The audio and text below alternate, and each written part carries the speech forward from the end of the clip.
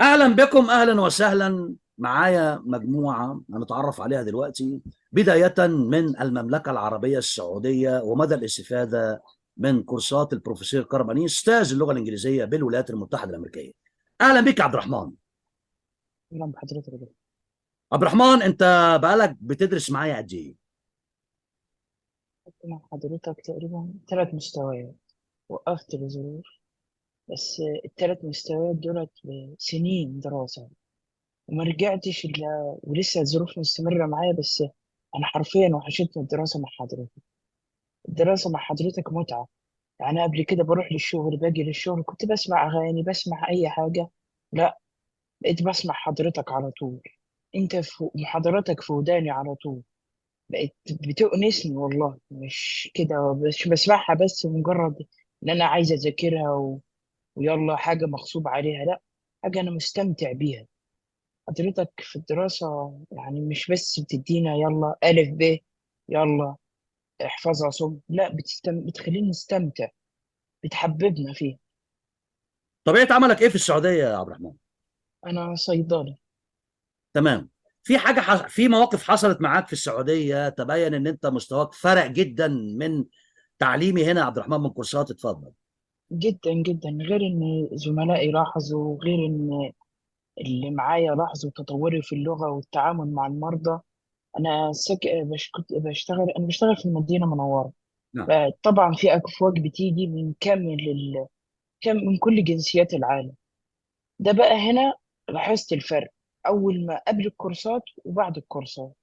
لا، لساني اتفك مع حضرتك، بقيت عندي جرأة اكتر، بقيت بتكلم، بقيت بدخل نقاشات. حتى لو عارف ان انا مش كويس، اللي قدامي لغته عالية، لا بدخل وبحاول على قد ما اقدر. ده اللي علمته لنا، ده اللي طورني. تمام. خدت كورسات قبل كده يا عبد الرحمن قبل ما تجيلي هنا تدرس معايا؟ انا من 2015، خساير من 2015 حرفيا، ومبالغ طائلة. استفادة صفر، صفر على الشمال. من 2015 بتاخد كورسات واستفادة صفر؟ حرفيا صفر بلح، يعني بالمصري كده زي ما بنقول بلح. داخل السعودية وخارج السعودية يا عبد الرحمن بتاخد كورسات انجليزي؟ حرفيا خدت كورسات اونلاين، خدت من كامبريدج، خدت من معاهد لغة هنا. مفيش استفادة خالص. تمام. اشكرك طبعا يا عبد الرحمن. عبد الرحمن خد معايا 3 مستويات وده المستوى الرابع ليه، صيدلي من المملكة العربية السعودية. اشكرك يا عبد الرحمن ومزيد من النجاح والتقدم. اشكرك، شكرا عبد الرحمن، شكرا، اشكرك. شكرا لك. وايضا من المملكة العربية السعودية معايا استاذة صفاء. اهلا بك يا صفاء. أهلين دكتور. صفاء، قولي لي كده، مدى الاستفاده من هذا الكورس؟ انت بدايه كده خدتي كورسات لغه انجليزيه سواء في السعوديه او خارج السعوديه؟ اتفضلي يا صفاء. أيوة، أخذت في السعودية، وأخذت خارج السعودية، أخذت في أمريكا. بس صراحة ما استفدت شيء، يعني زي ما أنا. بس من وقت ما بدأت معك اتطورت عندي اللغة، واتطور حتى البرونسيشن حقت الكلمات. أنا عندي يعني مصطلحات خفيفة، اه. عشان حقت البزنس اللي نفسها اللي درستها. بس كانت دراستي كلها انجليش، بس لسه ما اتقنت، ما اقدر اتكلم، يعني افهم كويس بس اني ما اقدر اتكلم. هذه الخطوة مرة صعبة علي. فمعاك لا، بدأت اتكلم، حتى اليوم عملت انترفيو كله بالانجليزي والحمد لله أديت. النهارده عملت انترفيو في السعوديه بالانجليزي كله؟ كله بالانجليزي. برافو. سألوني إيش إنجازاتك، إيش عملتي، إيش هذا. حسيت إنه أول شيء بدأ خفت كذا أتكلم. بعدين جلست كذا شوية ساكتة، بعدين بدأت أنطلق أتكلم. يعني حسيت فرق كبير. يعني أول كنت يعني الكلمات تكون متقطعة، حتى ما في جملة مفيدة. لا، اليوم لا، الحمد لله يعني كويس. يعني قاعد اتكلمت يعني، وكان في جمل يعني متواصلة. فاستفدت مرة كتير، يعني خلال هذا الشهر استفدت مرة كأني أخذت يعني سنين صراحة. سنين؟ وانت بقالك بس معايا فتره قصيره يا صفاء؟ أيوة، شهر. تمام. انت درستي هنا في امريكا يا صفاء؟ يعني انت جيتي من السعوديه درستي في امريكا درستي قد ايه في امريكا يا صفاء؟ درست سنة.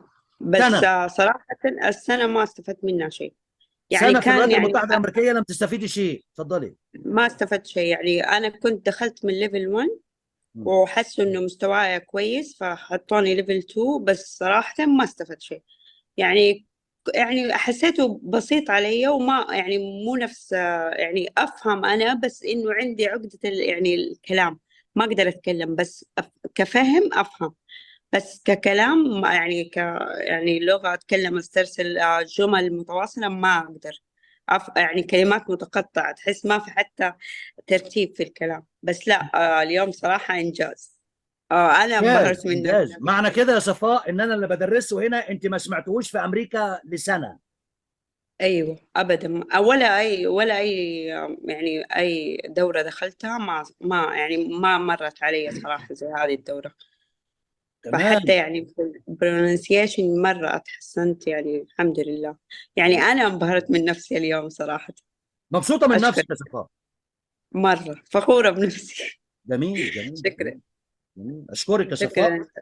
المتحدثة طبعا من المملكة العربية السعودية، جت أمريكا درست سنة، وعلى حد قولها لم تتعلم شيء في هذه الكورسات، وأيضا خدت كورسات، حصلت على كورسات تعليمية داخل المملكة العربية السعودية وخارج المملكة العربية السعودية.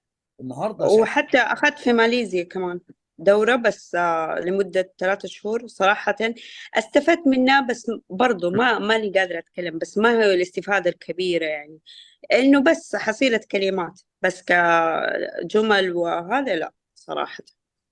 جميل جميل. ولسه لسه لسه لسه اللي جاي اقوى واحسن. حست طبعا بفرق المستوى النهارده من الانترفيو اللي عملته داخل المملكه العربيه السعوديه.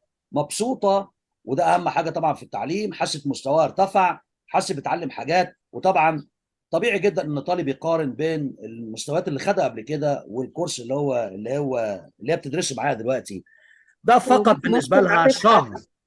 قولي. ممكن أضيف حاجة؟ اتفضلي يعني يا أنا تشجعت إني نفسي كمان إني آخذ دورة، يعني أكمل يعني دورة ثانية، يعني مو تكملة، يعني آخذ كمان. أحس يعني مرة في الأسبوع مو كفاية. أحس لو أخذت كمان يعني أكثر من مرة في الأسبوع معك، يعني في شهر ثاني حصير يعني بروفيشنال إن شاء الله. هدخلك كورسات تاني معايا. اهلا بيكي، مبسوط منك يا صفاء. مزيد من النجاح والتقدم. برافو عليك، عامله شغل حلو قوي قوي قوي قوي. ممتازه. هي طبعا عايزه توجيه، يطلع منها حاجه حلوه، يطلع منها مستوى جميل جدا، وبتطبق التعليمات اللي انا بقولها لها. هي بتعمل اللي انا بقوله، وبناء عليه النهارده دخلت الانترفيو فعملت شغل وانجاز حلو. المتحدثه طبعا من المملكه العربيه السعوديه، وحاجه تفرح، ولسه هنطلع منها مستوى اجمل من كده. وايضا من المملكه العربيه السعوديه معايا السيد نبيل سمير. السيد نبيل سمير من المملكه العربيه السعوديه. اهلا بك يا سيد نبيل. اهلا حضرتك يا فندم، ازي حضرتك؟ اهلا بحضرتك. اتفضل يا سيد نبيل كده، قول لي كده مدى تقدمك في هذا المستوى وفي هذه الكورسات من تعليم. اتفضل. لا صراحة في تقدم ملحوظ حتى بين الأصدقاء والأسرة. يعني أنا كان مشكلتي الأساسية طبعا زي ما حضرتك عارف وشرحت لك الأكسنت عندي، الأكسنت المصري. لكن مع بداية الكورسات يعني بعد فترة بقت في تحسن كبير جدا. يعني بشكر حضرتك شكر بالغ. يعني صراحة في تقدم في اكسبريشن ايديم. كل الحاجات دي صراحة بقت ملحوظة من الأشخاص اللي حواليا. فيلاحظوا إن في صراحة تغير يعني ملحوظ.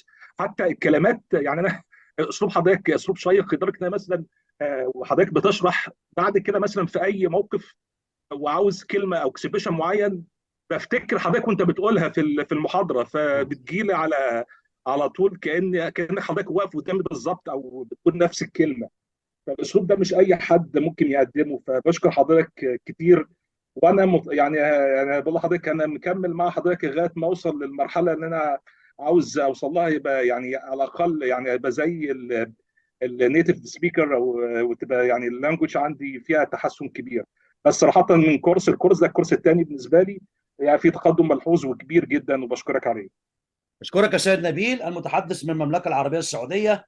ثم انتقل الى الامارات. معايا هشام مصطفى. اهلا بك يا سيد هشام. أهلا بيك يا دكتور. طبعا اتفضل. أنا بشكر حضرتك جدا جدا.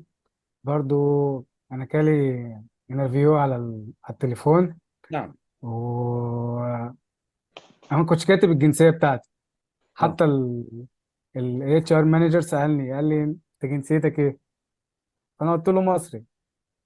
فقال لي اوكي اوكي، وقعد يتكلم معايا في المقابله دي. كنت عايز اعملها مفاجاه لحضرتك يعني. تمام. طبعا ده انا كنت سعيد جدا ان حضرتك غيرت بنسبه 99% من الاكسنت بتاعتي يعني. جميل. الانترفيو ده كان امتى يا هشام؟ من 3 ايام. 3 ايام. تمام. مم. يعني انت حاسس كده، ما كنتش متوقع توصل لكده يا هشام؟ لا طبعا. انت ما شاء الله شخصيه ممتازه جدا، قوي الشخصيه. وده اللي حببني ان انا اخد مع حضرتك. الشخصيه لما تقدر توصل المعلومه وفي نفس الوقت تحببنا فيها. يعني مش مثلا ان انت هتدينا. انا خدت كذا كورسات في كذا معاهد تانية يعني، سواء خدت في كورسات مصر فين؟ يعني خدت كورسات في مصر والامارات، خدت كورسات خدت فين؟ في مصر وخدت في الامارات مع بريتش، وخدت مع امريكان، وخدت في مصر مع مصريين. بس للاسف طبعا اللي هو احفظ الكلمة وفيرب تو بي والكلام اللي ايه البسيط ده يعني. محدش ان هو يقويك ازاي تقدر تتكلم. بقالك طبعا معايا هنا حضرتك ما قد شاء ايه؟ الله. انا دلوقتي بقالي شهرين مع حضرتك. شهرين. اتعلمت مم. فيهم حاجات كتير يا هشام. يلا اتعلمت كتير جدا. اتعلمت كتير، وكمان الاكسنت اتغير كتير. اي نعم الوقت بالنسبة لي في الامارات ضيق، بس على قد ما بقدر اجيب الاحسن يعني. تمام. يبقى اذا هنا كورسات مختلفه بطريقه. مفيش مقارنة بين مفيش. حضرتك وبين اللي انا اخدتهم، سواء امريكان او بريتش. مفيش مقارنة صراحة يعني. تمام. ما شاء الله عليك يعني. حتى قوة الشخصية بتاع حضرتك ان انت تشرح لنا الحاجة وتحببنا فيها في نفس الوقت. اللي هو مش ليه لا ده جرامر هتحفظه بنفس الطريقة، لا انت بتديها لنا باسلوب.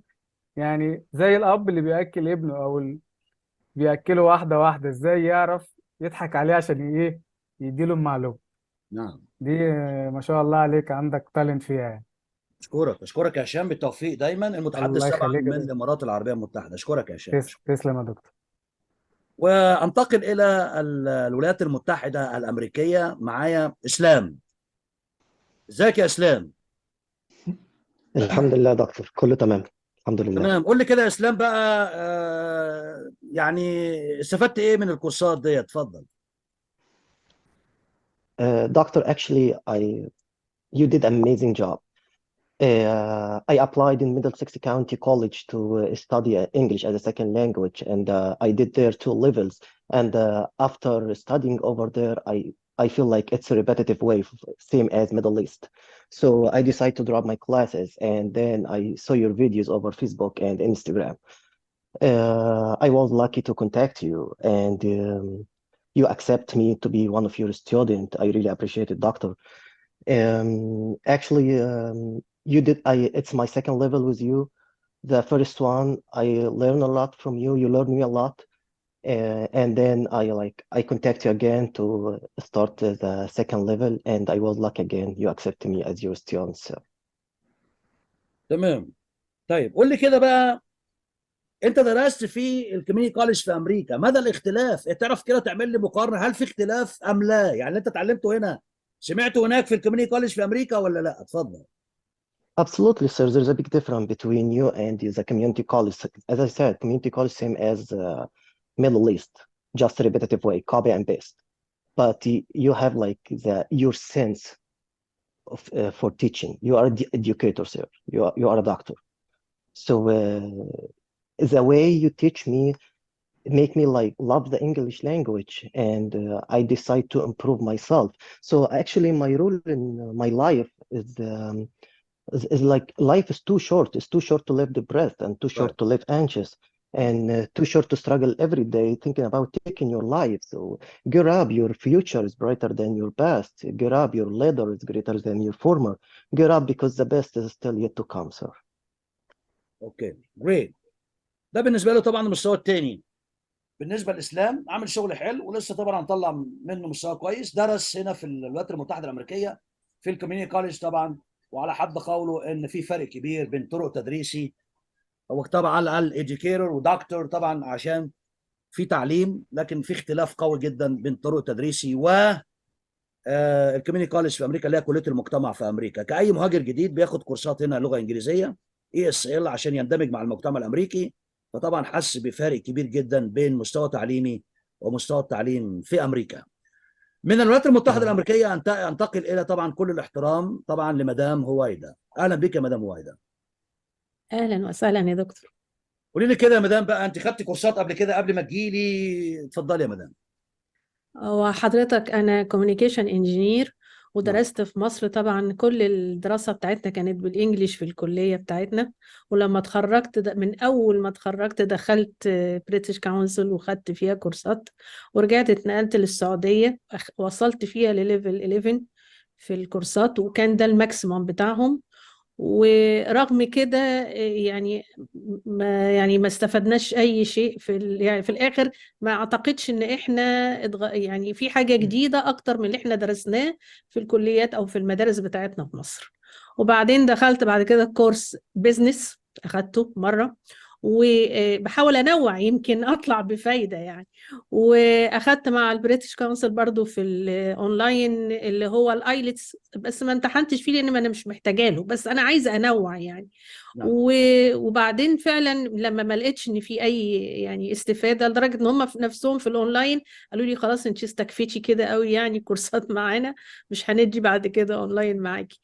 فاتبعت حضرتك بقالي سنه على الفيديوهات بتاعت حضرتك، وبعدين اتشجعت بقى وقررت ان انا لازم لا هاخد الكورس مع حضرتك. طبعا في فرق برضو بين الفيديوهات الصغيرة اللي حضرتك بتعملها وبين ان احنا ابتدينا ناخد الكورس احنا مستمتعين بيه جدا، وانا موافقة على كل اللي قبلي في كل اللي قالوه. فعلا صوت حضرتك في ودننا على طول. الحمد لله. انا هنا في امريكا طبعا كانت مشكلتي كلها ان انا لما بيتكلموا انا مش فاهمة لغتهم بصراحة. كنت لما بسمعهم بقول ده مش انجليش، ده ده لغة تانية غير اللي احنا درسناها خالص. فحضرتك الحمد لله يعني ابتديت تعرفنا ازاي اللكنة بتاعتهم وايه الحروف اللي هم بيقلبوها او بيعملوها لحاجة تانية. فلا في فرق كبير طبعا جدا جدا. هو انا خدت كورس واحد دلوقتي مع حضرتك وداخلة في الكورس التاني، لكن حاسة طبعا ان في طفرة كبيرة جدا بالنسبة لي في اللغة. وبقيت بسمعهم دلوقتي حتى في كل التي في والنيوز وكل حاجة. بسمع يعني بفهم على الأقل 50% عن الأول خالص. أول كان 0% إن أنا أفهم لكنتهم يعني. فالحمد لله. لا وببقى سعيدة جدا ومستمتعة لما بحس إن في أي اكسبريشن جديد أنا متعلماه وهم بيقولوه إن أنا فاهماه إيه اللي هم بيقولوه ده. لما بنزل دلوقتي كمان، انا للاسف انا ما بشتغلش، فلكن لما بنزل بقى دلوقتي واتعامل مع السوبر ماركت او المحلات او اي حاجه بشتريها لوحدي، فلا لقيت ان انا الحمد لله بقيت بعرف ازاي اتكلم معاهم وهم يفهموني. كنت الاول لما بتكلم معاهم الانجليش بتاعي هم ما بيفهموهوش، يعني دي مش لغتهم، دي مش اللكنه بتاعتهم. فلا دلوقتي بقى في فرق كبير جدا ان هم ايه، انا ازاي افهم ازاي ان هم بيقولوا الكلمة دي بالطريقة المعينة.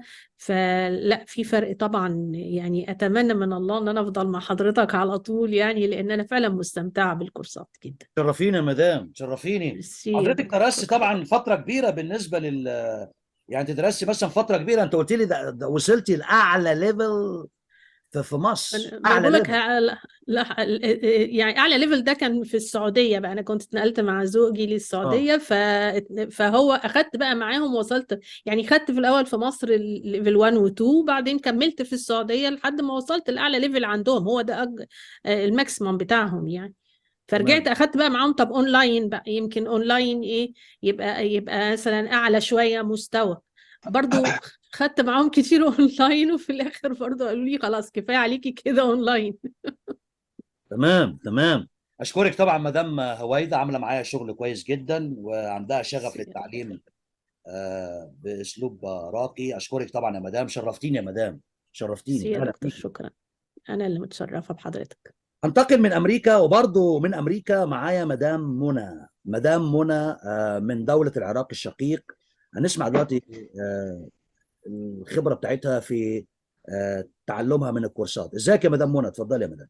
أهلا وسهلا دكتور. بالبداية يعني أنا من جيت هنا لأمريكا كنت يعني كل شيء جديد علي، نعم. وكل شيء يعني ما أعرف يعني شلون أتكلم مع العالم أو حتى مع عائلتي، يعني اللي هي بنتي وأولادها، نعم. لأن هم كلهم يتكلمون اللغة الأمريكية، الأكسنت الأمريكي، بينما أنا يعني عندي الأكسنت البريتش يعني.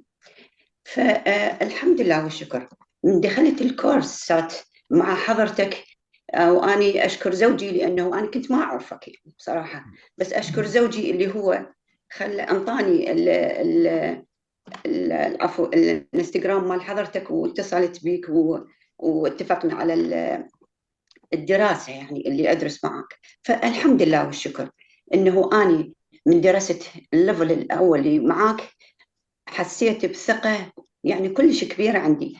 العفو، كان عندي تخوف يعني، يعني عدم الثقة يعني، عندي ردة فعل من أتكلم مع بنتي أو زوجها، يعني هاي يعني شلون خوف يصير عندي. فالحمد لله والشكر هسه يعني صار عندي ثقة بنفسي، وبما أنه أنا مستمتعة حاليا وأنتظر الكورس يجي يعني بشكل متحمس يعني، وكلش فرحانة، لأن أنا صار عندي تطور باللغة اللي أنا أتكلم مع العالم. وعلى فكرة يعني صار عندي شيء إنه من أستمع للناس اللي حواليا، أو من أروح السوبر ماركت أو شيء، أعرف إنه هذا شنو شلون الدرجة مالته، إنه لاو أو ميدل أو هاي درجة الكلام مالته. فصار عندي يعني لسن قوي يعني استمتاع، والكونفرزيشن يعني صار عندي يعني شيء يعني اتقوى عليه او اتكلم يعني مع العالم، يعني ثقه كلش عمياء. انا اشكر حضرتك والف الحمد لله وشكرا اني عرفني بيك، وصار عندي تطور والثقه بنفسي، والحمد لله وشكرا. انا معاك يا دكتور لحد ما يعني اوصل اللي انا اريده واللي انا في بالي. اشكرك يا مدام، اشكرك مدام منى من الولايات المتحده الامريكيه، اشكرك يا مدام. ثم من امريكا هروح السعوديه وارجع تاني امريكا. للناس اللي موجوده في امريكا، هروح للسعوديه الى مستشار قانوني وهو السيد ضياء. اهلا بيك يا سياده المستشار، اهلا بيك. اهلا بك بروفيسور. انا اولا اشكر عليك انه قابلتني في الكورس. انا اختلف عن بقيه الزملاء شويه، انه اول مره ادرس لغه انجليزيه. انا على مدار 20 سنه في السعوديه كمستشار قانوني الحمد لله نجحت في عملي وحققت كتير دراسه اكاديميه. نعم. فانا بالنسبه لي الدراسه الاكاديميه او الدراسه عموما هي المعرفه بالنسبه لي، مش اني اخذ شهاده. انا عملت 2 ماستر، حاليا في اطار ان اخذ دكتوراه ثانيه في الاقتصاد، بألف كتب، ولكن في اللغات أنا صفر في اللغات. على مدار ال20 سنة ضاع مني فرص كتير في السعودية كمستشار لجهات سيادية لشركات ضخمة أمريكية وغيره بسبب اللغة. نعم. لكن أنا أبحث في مصر في الجامعة الأمريكية، أبحث في السعودية، في الخليج، في الإمارات، عن جهة أخذ منها المعرفة، مش إن أدرس اللغة، لا، معرفة اللغة الإنجليزية. أنا ما اقتنعتش بحد بصراحة، لدرجة إن أنا قبل شهور توجهت لدراسة الألمانية والأسبانية ودفعت الكورسات، وبالصدفة البحتة قعدت اتفرجت على فيديو لحضرتك، الصدفة البحتة يعني. بعدين قمت وقفت، قلت هو ده بصراحة يعني، هو ده وقفت بصراحة يعني، قلت هو ده. مين ده؟ أنا من 20 سنة بدور عليه، من نعم. 20 سنة. أنا عندي محامين معايا، أنا شريك مهني بشركة محاماة كبيرة، نعم. وبتعامل مع ناس كتير من جنسيات مختلفة، فعندي محاميات كتير ومحامين واخدين ماستر من أمريكا. لما بيتكلموا قدامي انجليزي انا مش بقتنع، نعم. على الرغم ان انا ما درست، يمكن هم مستواهم احسن مني، بس انا مش مقتنع ان دي اللغه الانجليزيه. نعم. فاول ما سمعت حضرتك بتتكلم، شفت اسلوب الشرح، حسستني انه في الدكتور مجدي يعقوب جراح القلب، في البروفيسور كرم انيس جراح اللغه الانجليزيه. حسيت اتفتحت قدامي مقبره توت عنخ امون في اللغه الانجليزيه. نعم. فقلت هو ده. فبصراحه ما ترددتش، كلمت حضرتك على طول. انا من الناس اللي شغوف بالدراسه وشغوف بالمعرفه. نعم. الدراسه بالنسبه لي هي المعرفه، ان انا اكتسب معرفه. فانا لي رابع محاضره مع حضرتك. مستواي اختلف جدا، سمع وسبيكنج. حتى لما بقى اسمع الفويسات اللي ببعتها معاليك مع نفسي ما بعرفش صوتي يعني. انا عن نفسي ممكن اقول ده مش صوتي يعني في القراءه يعني، لدرجه ان انا بقيت شغوف ان انا اتفرج على CNN بالانجلش يعني عشان عاوز اسمع. لما كنت بدخل اي ميتنج في اجتماعات شغل كنت ببقى فاهم هو بيقولوا ايه، بس انا مش عارف اتكلم. عندي عائق يعني، انا عندي حاجز زي خط بارليف كده بالنسبه لي، انه انا مش عارف اتكلم، مش عارف اتواصل. لكن مع حضرتك انت ازلت لي كل العوائق دي، حسستني ان اللغه الانجليزيه سهله جدا. هي كانت عائق بالنسبه لي. نعم. اوريدي اعتذرت حتى للكورسات الاسباني مع اني دفعت فلوسها، بس انا اعتذرت خلاص، انا مش عاوز، انا لقيت اللي انا بدور عليه. فبالنسبه لي حضرتك بصراحه كنت هدف انا من 20 سنه ادور عليه، وانا لا ابالغ يعني، ربنا انا يخليك. لا ابالغ.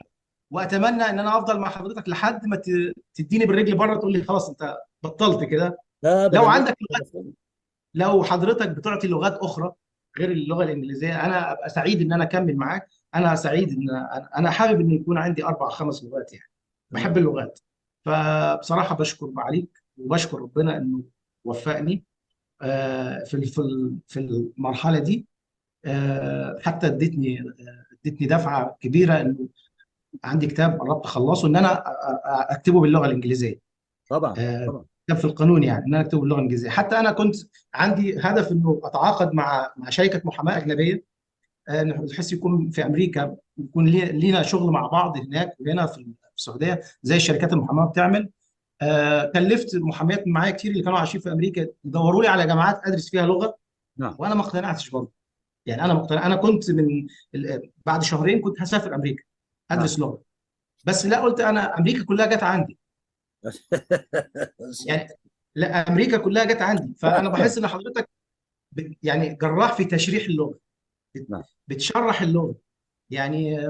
مفيش حاجه بعيده عنك، وده مش هلاقيه في اي معهد في امريكا، في اي جامعه، مع اي بروفيسور بيدرس لغه. فانا بصراحه بحييك وبقول ربنا يحفظك من العين ويحفظك ويخليك دايما.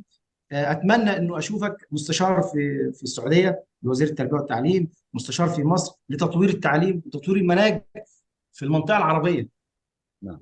فانت قصدي، فحضرتك مكسب للمنطقه العربيه كلها في تدريس اللغه الانجليزيه. اتمنى ما اكونش طولت، ولو انا قعدت اتكلم كتير مش هديك حقك بصراحه، فاعذرني على الاطاله.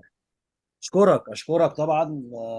سياده المستشار ضياء من المملكه العربيه السعوديه، نموذج جميل جدا، عاشق للتعليم وعامل معايا شغل رائع. ان شاء الله باذن الله هيكون مفاجاه جميله جدا مني للعالم كله. عامل شغل حلو، عنده شغف للتعليم جميل جدا، وانا طبعا اتشرفت بيه. نموذج حلو قوي النموذج دوت. من المصريين في الخارج في المملكه العربيه السعوديه، حاجه جميله جدا ان يكون عندنا مستشار قانوني معاه كذا شهاده، وهو حاصل على درجه دكتوراه في القانون، كذا شهاده. نموذج مشرف. اشكرك طبعا سياده المستشار، شرفتني. اشكرك. معايا طبعا من امريكا معايا السيد حسين، وهو من لبنان، وهو مقيم عندنا هنا في امريكا. ازيك يا سيد حسين؟ اتفضل. اعمل اميوت يا حسين عشان تتكلم. اتفضل. الو. اتفضل يا حسين، اتفضل. انا بدي احكي باختصار شديد. نعم. اول انطلاقتي بالتعلم اللغه الانجليزيه كانت بلبنان على مقاعد الدراسه كلغه ثانيه بعد اللغه الفرنسيه. نعم. تعلمت يعني الاسلوب التعليم اللي كانوا يعلمونا اياه يعني كان تلقيني، ما كان تفاعلي مثل ما اسلوبك انت بتتعامل معنا دكتور. نعم. وبعد ما تخرجت حاولت ان اخذ كذا كورس بالامريكان سينر بلبنان، لحتى انه مثل اي متخرج انه بده يفوت على سوق العمل بالخليج او بافريقيا او كذا. نعم. فما كنت لاقي حالي انه في هيدا التقدم الكبير، او ما كنت يعني قادر امسك بيقولوا الطرف الخاط في تعلم اللغه الانجليزيه لحتى افهم كيف اتفاعل مع هذه اللغه. نعم. فنتيجة لذلك أصبت بعدة إحباطات. يعني كل ما أجي أنا مثلا بدي حتى أخذ أنا المبادرة وأتعلم اللغة لحالي مثلا عبر الإنترنت، كنت دائما أوصل لمرحلة إنه يعني أوصل لحائط مسدود. ما قادر إني أتقدم فيها، أو إنه مستواي يضله متدني جدا فيها. بس ولكن بعد ما شفت كذا فيديو لإلك على الفيسبوك دكتور، وكذا كومنت وكذا يعني رأي، إنه في كثير شباب وطلاب شاركوا معك وأخذوا كورساتك وشربوا من ميتك. نعم. فهذا الشيء شجعني، قلت لا، قلت لازم إنه اتواصل معك، وبالحد الأدنى جرب أول ليكتشر، يعني بالحد الأدنى جرب كورس معك لحتى أشوف كيف عقلي بدي أتقدم، ما بدي أتقدم، تفكيري بده يختلف، المستوى كيف بده يتقدم. فعلا بعد ما أخذت أول ليكتشر، الثاني، الثالث، الرابع، حسيت إنه في فرق كتير كبير دكتور. نعم. وخصوصا انه هون انا بامريكا صار لي 4 سنين، وكنت دائما انه الامريكان اكسنت كانت صعبه علي، يعني بدي افهم العالم شو بتحكي معي، وخصوصا امريكان بيبل ما كنت قادر اني اتجاوب معهم او كذا. دائما كنت اقول لهم مثلا انه I'm beginner, I don't understand وهيدي الاشياء. بس هلا هيدا الشيء بعد ما اخذت هذا الليكتشر هيدا الشيء بنالي ثقتي بنفسي، ولا صرت فعلا قادر اني اتفاعل معهم واحكي معهم، حتى لو ما قدرت افهم كل شيء صرت عم بقول لهم لا اشرحوا لي explain one time second time لحتى اقدر انا ارجع اتفاعل معهم. تمام. اذا حاسس ان في تقدم في مستواك والاندماج مع المجتمع الامريكي عندك في ميشيغان في امريكا. نعم نعم نعم، حاسس هيدا الشيء، وحسيت انه لا، انه بدي. والشغله الثانيه اللي يعني هيك بدي اضيفها، انه انت دكتور عم بتعطينا pronunciation، عم تعطينا reading، عم تعطينا writing، عم تعطينا conversation، عم تعطينا كل شيء. هيدا الشيء عم بينمي فيي كل هيدي الامور نعم. يعني وعم بيخليني ان انا يعني افهم كيف بدي امسك اللغه، ومن وين بدي اعرف اتعلمها وتقدم فيها. تمام. Yeah. اشكرك طبعا يا سيد حسين، وبالتوفيق دايما. حسين شكرا من دكتور. دولة Yeah. لبنان الشقيقة، وهو مقيم في الولايات المتحدة الأمريكية.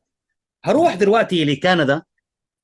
معايا نموذج جميل جدا هيعرفنا بنفسه وشغله كويس جدا، السيد جرجس من كندا، وهنشوف دلوقتي خبرته في معايا وتعليمي في هذه الكورسات. اهلا بك يا سيد جرجس. اهلا بك يا دكتور. قول لي كده يا سيد حضرتك جرجس طبعا كده، يعني هل انت خدت كورسات، درست حاجه في كندا قبل ما تجيلي؟ اتعلمت ايه مني؟ اتفضل يا سيد جرجس. حضرتك انا بدات طبعا في مصر، طبعا في القاهره. نعم. بدات يعني رحت اخدت كورسات كتير، واول ما وصلت كندا هنا طبعا اخدت كورسات نعم. تانية، ولكن مش بنفس التقدم اللي حضرتك بتقدمه طبعا، خصوصا في السبيكنج سكيلز او ليسن سكيلز. دول حاجتين مهمين جدا في دراسه اللغه الانجليزيه. طبعا في تقدم كتير طبعا. حضرتك بالنسبة لنا طبعا يعني كنز معلومات، يعني المحاضرات جميلة جدا واستمتاع، وحضرتك بتدرس بطريقة جميلة جدا. سواء حضرتك كنت بتشرح في الأدب أو في الشعر، ده حاجات جميلة جدا يعني. تمام. فأكيد طبعا في تقدم كتير بعد شهرين يعني. بعد شهرين من الدراسه حسيت طبعا بتقدم في تقدم كبير طبعا طبعا. اشكرك حضرتك السيد كنز جرجس. معلومات طبعا. اشكرك السيد جرجس من كندا. وارجع الى الولايات المتحده الامريكيه. معايا سيد بلال. اهلا بيك يا سيد بلال. اهلا بيك يا باشا. اهلا بيك دكتور. قول لي كده يا بلال، كده يعني مدى تقدمك كده واستفاده من هذا الكورسات. اتفضل يا سيد بلال. انا عايش في جده. جده وكيس اول السعوديه. حاجه اول حاجه السيلف كونفدنس اللي اديتنا اياها الصراحه، يعني حسيت نفسي انه بعد شهر ونص الكورس الاول مختلف تماما في السيلف كونفدنس نعم. من قبل كده. حتى صرت يعني في بيئه العمل، انا بشتغل بالميديكال تيرم، الناس اللي النيرس الدكتور لاحظوا انه في تغير في الكلمات عندي، في حاجه غريبه. ففي بعض الكلمات احيانا حتى ما يفهموها، فبضطر انزل للكلمات العاديه اللي الناس كلها عارفينها. نعم. والصراحه انا ما كنتش يعني شفت فيديوهات اونلاين كثير، من زمان بدور على حد اتعلم منه انجليزي كويس. فشفت الاونلاين اكثر، تقريبا نفس الحاجه، نفس اللي اخذناها في المدرسه، ما فيش حاجه. لغايه ما اجيت بالصدفه الصراحه اول فيديو ليك شفته، يعني عجبني، فشديت بحسك كانك شديتني الى الفيديو، فبدات اتابع فيديو الثاني الثالث. لا حسيت لا انه الشخص هذا في عنده حاجه ممكن استفيد منها نعم. من الكورسات تبعته. فالحمد لله حسيت نفسي بعد الاول كورس يعني في فرق كبير. يعني حتى انا جاي من المدرسه مثلا بسمع بناتي الفيديوهات تبعته، جميل. ابتدوا يسمعوا كل الفيديوهات اللي حضرتك تبعت لنا اياها، بسمعها لاولادي الصغار وهم جايين في الطريق، بخليهم يحاولوا يفهموا ايه الحوار، ايه الدنيا. في برافو. كلمات مثلا اول مره يسمعوها نعم. اعطيهم من معناها، اشياء مثلا اخذناها احنا اخبرهم ايش المعنى تبعها. وحسيت لا انه في فرق يعني في الشغل، فرق بيئه العمل فرقت معايا في البيت. حتى الاهل بدأوا يحسوا انه طريقة الكلام بدأت تختلف، المعاني في بعض المعاني، لأنه my wife she's English, she's not يعني she's Filipino, نعم. she's talk English شو ففي كلمات هي كمان أول مرة بتسمعها ما سمعتها. هم كمان نفس المبدأ، الإنجليش تبعهم نفس تقريبا الإنجليش تبعنا تبع الشرق الأوسط. نعم. الهاي ريجستر ما بيعرفوا لسه كمان. فحسيت انه لا في فرق كبير، وان شاء الله انا معاك باذن الله. و I appreciate what you are doing for us. واتمنى نكمل معاك لغايه ما نتطور اكثر واكثر. وانا أشكرك. شكرا جزيلا جزيل الشكر لك أشكرك يا سيد الصراحه. بلال. أشكرك يا سيد بلال. شكرا. اهلا بيك، عامل شغل كويس. وطبعا يعني نقول كده بقى ختامها مسك. يعني الجزائر، دولة الجزائر الشقيقة، معايا السيد خالد، والسيد خالد حقيقي عامل شغل معايا رائع رائع رائع. لغته هي الفرنسية، العربية والفرنسية. هنسمع بقى قصته معايا، لأن خالد هو الطالب بتاعي بقاله فترة كبيرة جدا معايا، فهنشوف كده بقى إيه خبرته. اتفضل يا سيد خالد. أهلا بيك يا سيد خالد، اتفضل. أهلا يا بروفيسور.